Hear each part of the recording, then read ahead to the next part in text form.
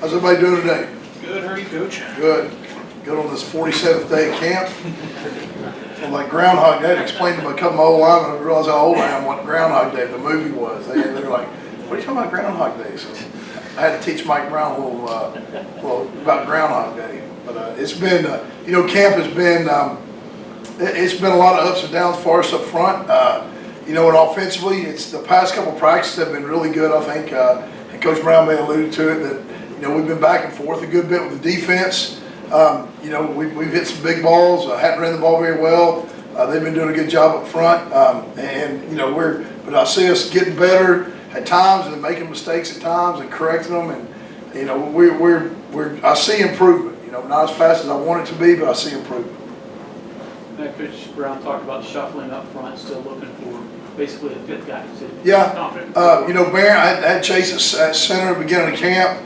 Kind of went into a slump there at the scrimmage. We had too many high snaps, and he went in a slump. So I pulled him out and moved Sills over. And Sills played center in high school, so he's a really athletic kid. Can play baseball. I mean, he can actually kick field goals. He can do a little bit of everything. So the more athletic guy you got up there, the easier it is to snap. And he's done a really good job. He's been there the past 3 practices, I believe, at center, making all the calls. Kind of been rotating the just trying to figure out who that. Played John Hughes at some right guard. He was working at the backup tackle spot. He's really come on. He's done a really good job the past several days at the working with the ones. He was just one of those guys. I saw it from the time we signed him in January that I thought he had a chance to be a good player on this level, and he's stepping up. Probably not naturally a guard, but he does have good bend. Not quite as strong as we want him to be next.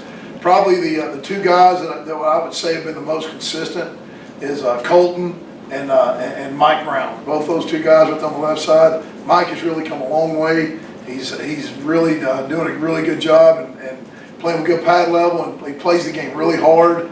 And Colton, is doing what I expect him to do. He's an intelligent player, studies hard. And he's going to be a really good left tackle in this league. But we just, we're still trying to find that, 5 guys that we feel really good about. So we're continuing to shuffle a little bit. And we're developing a little bit of depth at some spots, not the kind of solid depth that you want, but at least guys that you trust that are going to do what you coach them to do.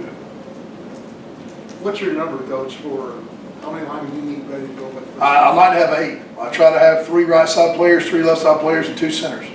I'm always going to travel 3 centers just in case if you don't want to run out of making snap. You know what I mean? But I like to have the number of 8, so I'm working on 3 guys, a guard, a tackle, and then a guy that can play both on both sides. It is what I'm shooting for. Sometimes you don't always get that from a body type, and you have to travel 9 just because you may have a guard that can play guard but just isn't long enough to play tackle. But that's what I'm looking for. I like to find 8 dudes that I know that I can work with all fall. I mean, I obviously like to have 10, but I don't think I've got that right now. Is Stilly in that mix to start at center? Is he? Yeah, Stilly's done a really good job. He's been solid. It's really been. I don't know if I'd say he's in the mix to start, but he's become a solid backup. Smart player. Does a good job, but he's been consistent more than anything. So he's been doing a really good job of keeping himself right there in the hunt. He actually went out there as a starting center, a couple times in practice and got him some reps at it. So I would definitely say I would trust him to go in a game. Coach Brown mentioned that getting the running game going was something that's really been a priority. Is that more on getting running backs up to speed right now, or maybe getting a better consistent play from offense? It's both. It's both. It's one of those things where, it's like the scrimmage. I sit there and I pause the film and, we run a counter or running power, running inside zone, and 4 guys are doing exactly what they're supposed to. And you got that one guy. It could be the fullback. It could be the right guard, not doing what they're supposed to. And that makes you look like a bad offensive line or a bad offense. And we got to continue to work. Offense is about everybody doing what they're supposed to do and doing their job. And that's the biggest thing we're running into right now is just there's one guy, whether it's the back missing the read or the right guard missing his block or the fullback missing his block. And, that's just unacceptable. You can't do that in this league, in this level of play. Everybody's got to be on the same page. Everybody's got to do their job. You've got 2 tight ends in green, 1 coming off knee surgery. Yeah. So how much are you doing 4 wideouts, and how much are you working the S-back? We're working the S-back a lot. From a tight end standpoint, we feel good about Haskins. He's getting a lot of reps in the walkthroughs and stuff just because he can't physically bang anybody up with that shoulder, but he's getting a lot of mental reps. O'Laughlin is coming along, continuing to improve every week. You know, he's more of a physical guy, but he actually does have good hands. And at the fullback spot, Knipper and Timmons have both done well. Timmons has gotten a lot better since the spring, fitting on people, and Knipper has really surprised us with. He really brings it he's a very physical player. He's noticeably physical. If you ask the linebackers on defense, hey, who will hit you? They're definitely going to say, hey, 43 will put it on you. And so it's been nice seeing those guys come along, and we just got to do a good job game planning of being able to use both those guys. I don't think we got really a dude at tight end or fullback that we're just going to go in there and play every snap, but we got to do a really good job game planning and using both those guys in our 20 big sets and our 11 and 21 personnel. What brought Knipper here from Western Michigan? You know, he was a walk on there, and he wasn't happy, and he's an Ohio kid, and his family. I coached with his uncle when I was a high school coach in Alabama, and his uncle gave me a call and said, hey, and I said, you know, come be a student if you want to walk on. If this is where you want to go to school, come walk on. You know, so he walked on, and it's been a very, very pleasant, addition to our fullback crew.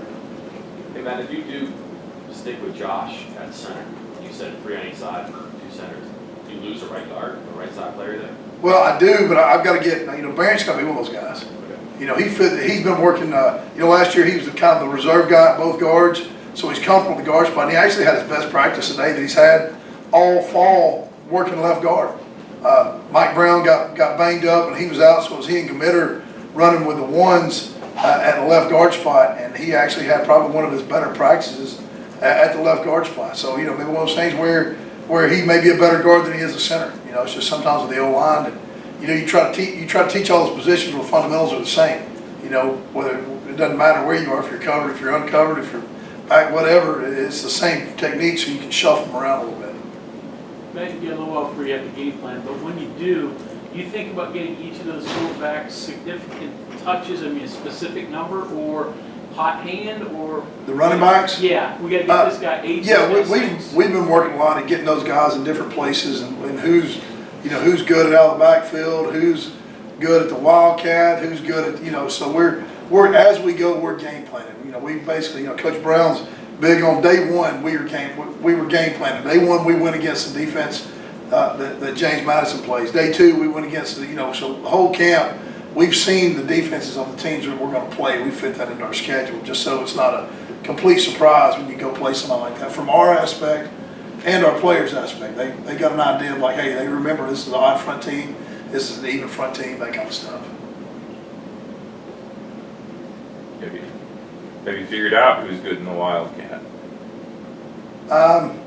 No, we've worked a couple guys back there, but one of those guys, they're going to do a good job. It's really more about getting reps and being able to control the cadence. Because you got the speed motion, they got to understand when to snap and when the speed motion comes. So it's just really just getting reps with those guys and understand. Pettaway's done a really good job. His cadence is good, and he's starting to understand it. When you're figuring out who your line is, or when you all go into the meetings and say, okay, these are the guys that are going to play, are you weighted more in your evaluation toward what you see in scrimmages, the charting of the things they do, everything, how much your personal feel, goes into it? It's what I tell my guys from the day one first meeting. The first thing I told them is, this job's about production.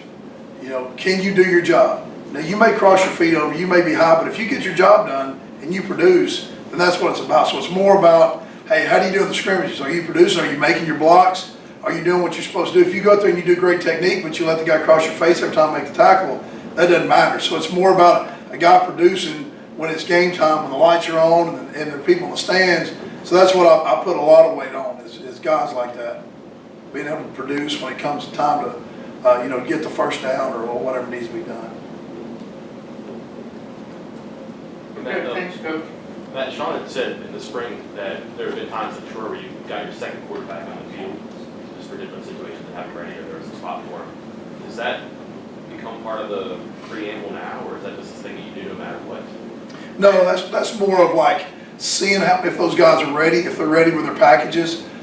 you know, whatever one of them may be really good at. We had some guys down there that were, one of them was a little bit more of a runner than the other, so, you know, we worked in some package where we could get them both out there. So that's gonna be, you know, further down the road when we start feeling comfortable with them, understanding the schemes and what we're trying to do, more so than just, we don't just have a package where we automatically put that in.